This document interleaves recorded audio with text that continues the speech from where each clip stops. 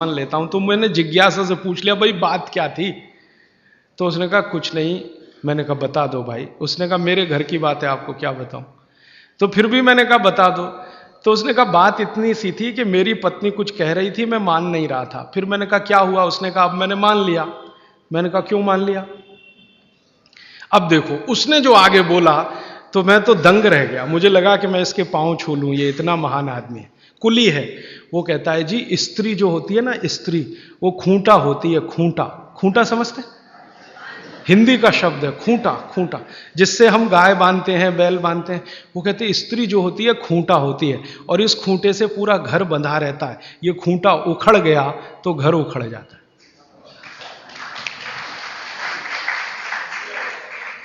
अब मैंने कहा कि भाई इसने कहीं यूनिवर्सिटी में गया नहीं, कोई डिग्री इसके पास है नहीं, इतने ज्ञान की बात इसने कैसे कही? तो मैं पूछा तुम कहाँ रहते हो? तो उसने बताया वहां रहता हूँ, कंकड़ बाग कोई जगह बताई थी, वहां रहता हूँ, झोपड़ी में रहता हूँ। फिर मैंने कहा ठीक है झोपड़ी में रहते हो वो अलग बात है, तुम्हारे मित्र यार कौन है? तो उसने कहा मेरे ही जैसे हैं, कोई कुली है, कोई पत्थर तोड़ता है, कोई कुछ करता है, हम सब रात को बैठते हैं और यही चर्चाएं करते हैं। मैंने कहा बड़े ज्ञान की बात है ये तो। कोई फिलोसोफर इस बात को पाने में 10 साल लगाएगा, डबल पीएचडी करना पड़ जाएगा उसको, ट्रिपल पीएचडी, और उसको साधारण। तो मेरा यह मानना है कि ये बिना पढ़े लिखे लोग बहुत ज्ञानी हैं। ये अनजाने में कई बार ऐसी बातें करते हैं या ज्ञान के काम करते हैं जो जानकर करें तो सबका गौरव और सम्मान इतना ही हो जितना हमारा आपका है। तो बागवट जी ने कह दिया। उसके बाद बहुत सारे वैद्यों ने अनजाने में ये किया कि बागवट जी कह गए इसलिए गोमूत्र में घिस के दो, हरडे है ना, गोमूत्र में घिस के दो तो ज्यादा लाभ करती है, पानी में घिस के दो तो कम लाभ करती है, ऐसे ऐसे। तो मैंने उन वैज्ञानिकों से झगड़ा ले लिया इसी आधार पर कि ये बोला है, हजारों साल किया है। ये अलग बात है कि रिपोर्ट्स नहीं रखी उन्होंने, तो ठीक है हम निकाल के देंगे आपको। तो उनका एक ही कुतर्क था कि जी मूत्र इतना अच्छा होता तो गाय क्यों छोड़ती इसको? आपका मूत्र अगर इतना अच्छा होता तो आप क्यों छोड़ते इसको? फिर बाद में मुझे दादी की बात याद आई कि दादी ये कहती थी कि ये गाय नहीं है, माता है। माता है, माता। वो कभी भी हम कहते थे गाय, तो वो कहती थी गाय मत बोलो, गो माता, या तो माता बोलो नहीं तो गो माता। गाय नहीं बोलने दिया कभी भी उसने, क्योंकि गाय बोलना वो कहती थी अपमान है उसका। तो गौ माता है। अब माता जो होती है हर जरूरी चीज बच्चे के लिए छोड़ती है, ये आप सब जानते हैं। बच्चा उत्पन्न हुआ तो उसको सबसे ज्यादा जरूरी है दूध, तो मां दूध छोड़ना शुरू कर देती है। बच्चे होने के पहले तक नहीं है, वो बच्चा होने के बाद ही है। तो माता के बारे में यह कहा जाता है, मां की परिभाषा इस देश में है कि हर जरूरी चीज जो उसके बच्चे को चाहिए वो छोड़ती है। तो मुझे लगा गाय भी माता है तो ये बहुत जरूरी चीज है शायद हमारे लिए, मूत्र, तो ये हमारे लिए शायद छोड़ती है। हम मूर्ख हैं कि उसको इकट्ठा नहीं करते, बेकार जाने देते हैं। तो वैज्ञानिकों को मैंने कहा भाई हमारे यहां तो ये कहा जाता है कि ये गाय नहीं है, माता है। तो मां कुछ जरूरी चीज हमारे लिए छोड़ती है तो शायद ये जरूरी हो। तो उनका अच्छा ठीक है, अब आप बहुत जोर दे रहे हो, और हमने कई तरह का प्रेशर डलवाया था उनके ऊपर, तो चलो करके देख लेते हैं।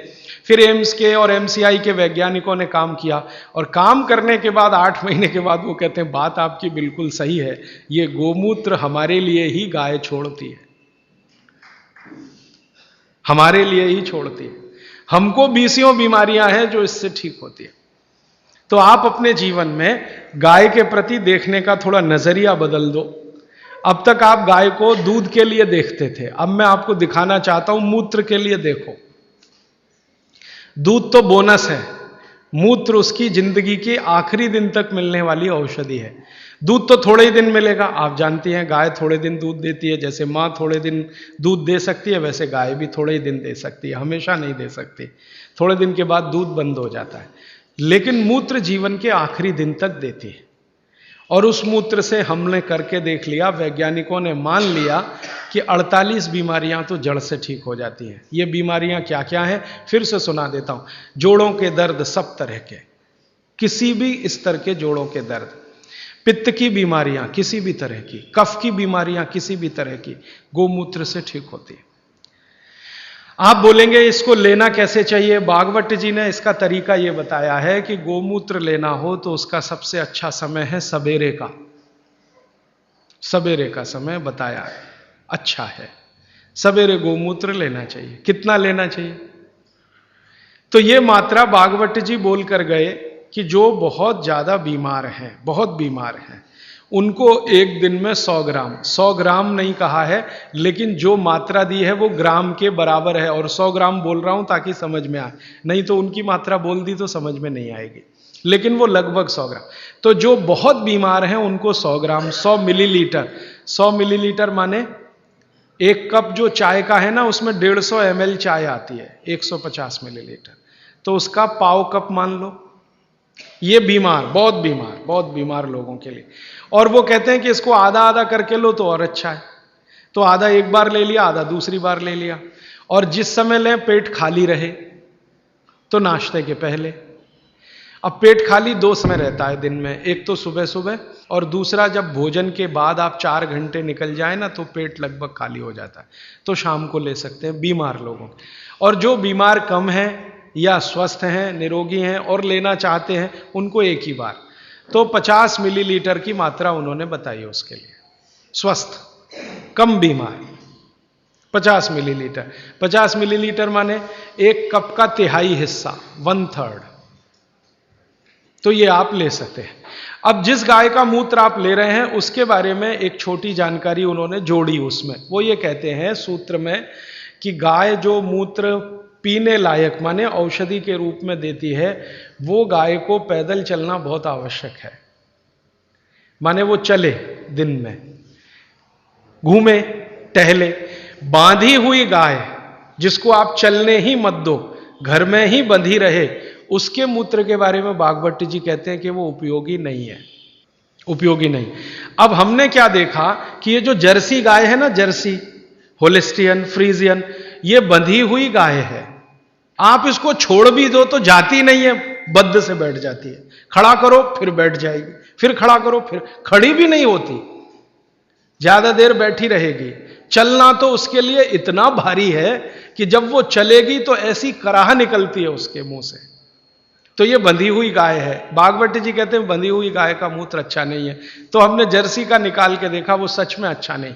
जर्सी गाय के मूत्र में 3 ही घटक हैं और देशी गाय के मूत्र में 18 घटक हैं। जो कुछ मिट्टी में है वो गाय के मूत्र में है। अच्छा, फिर मुझे बचपन की एक बात याद आई। मेरी दादी माँ ने कहा कि गाय के शरीर में 33 करोड़ देवता हैं। अब बात सुन ली, बैठ गई मन में। एक्सप्लेनेशन में पूछता था अपने आप से कि ये कैसे हो सकता, 33 करोड़ देवता, 33 करोड़ देवता। तो हमारे यहां एक शब्द है कोटि, कोटि, कोटि है ना, कोटि। कोटि का एक अर्थ होता है करोड़ और कोटि का एक अर्थ होता है प्रकार। संस्कृत शब्द है कोटि। कोटि का एक अर्थ है करोड़, 10 करोड़, 20 करोड़, 50 करोड़, जो गिनती में आप गिन। कोटि का दूसरा अर्थ है प्रकार। तो शायद यहां पर जो अर्थ है वो प्रकार वाला है। 33 प्रकार के देवता, 33 करोड़ नहीं, क्योंकि जिस समय भागवत जी ने लिखा था उस समय हिंदुस्तान की आबादी 20 करोड़ से कम रही होगी। तो 33 करोड़ देवता कैसे हो सकते हैं जब कुल मनुष्यों की संख्या इतनी कम है? तो शायद वो प्रकार वाला है। और आजकल बहुत लोग खिल्ली उड़ाते हैं ना हिंदू धर्म की, ये ईसाई लोग और मुसलमान लोग जो खिल्ली उड़ाते हैं ना, वो इसी पे आ जाते हैं। क्या बात करते हो, 33 करोड़ देवता हैं तुम्हारे यहां? हमारे यहां तो एक ही देवता है और देवता तो एक ही होता है। तो वो शायद 33 प्रकार के देवता हैं, ऐसा है। अब मैंने एक बार पुराने शास्त्रों से गाय का एक चित्र निकला हुआ देखा, तो देवताओं का बना हुआ था कि गाय के शरीर में कौन कहाँ है। जैसे गाय के मूत्र में धन्वंतरी देवता है, गाय के गोबर में लक्ष्मी जी का निवास है। एक संस्कृत सूत्र है गोमय वसति लक्ष्मी, गाय के गोबर में लक्ष्मी है, गोमूत्र में धन्वंतरी है, गाय के गले में शंकर जी हैं, ऐसे ऐसे करके है। अब मैंने कहा करके देखो भाई, हैं तो करके देख लो। तो पहली बात तो समझ में तुरंत आ गई कि गोमूत्र से इतने रोग ठीक हो रहे हैं और धन्वंतरी तो आरोग्य के लिए ही उत्पन्न हुए थे, तो मूत्र में धन्वंतरी तो है पक्का। गोबर में लक्ष्मी है क्या? तो हम लोग 6-7 साल से ये प्रयोग कर रहे हैं और अब जाके हम ये कह सकते हैं कि सच में महालक्ष्मी है गोबर में, लक्ष्मी नहीं महालक्ष्मी। क्योंकि हमने गोबर का उपयोग किया खेतों में, यूरिया डीएपी बंद करा दिया। भारत में हमारा जो अभियान है ना, हिंद स्वराज अभियान, आज़ादी बचाओ आंदोलन, इसके करीब करीब कार्यकर्ता पूरे देश में 18-20 हजार ऐसे हैं जो गोबर से ही खेती करते हैं, यूरिया का एक दाना नहीं